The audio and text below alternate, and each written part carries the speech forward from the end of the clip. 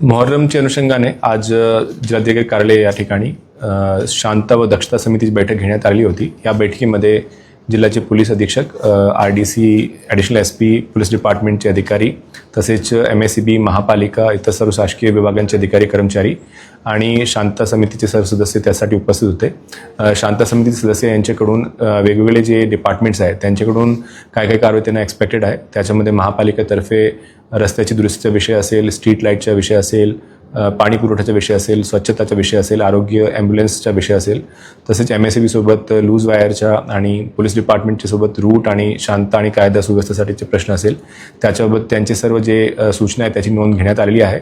आणि याच्यासोबत जे सर्व संबंधित डिपार्टमेंट आहे त्यांनी पण त्यांची या कार्यक्रमाच्या अनुषंगाने जी तयारी आहे ती त्या ठिकाणी मांडली आणि त्यासोबत ज्या उणीवा आतापर्यंत राहिलेल्या आहेत त्याच्या पण प्रशासनातर्फे नियोजन आहे की पुढील 6 ते 7 दिवसाच्या आत आपण 100% त्याची तयारी पूर्ण करणार।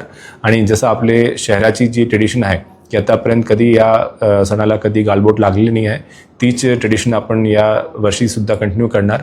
आणि याच्यासाठी शांत समितीचे सर्व सदस्य तसेच सर्व शासकीय विभाग आणि पोलीस प्रशासन त्यांची तयारी झालेली आहे। मी सर्व नागरिकांना याची विनंती पण करतो की सर्वांनी यासाठी प्रशासनाला सहकार्य करावं।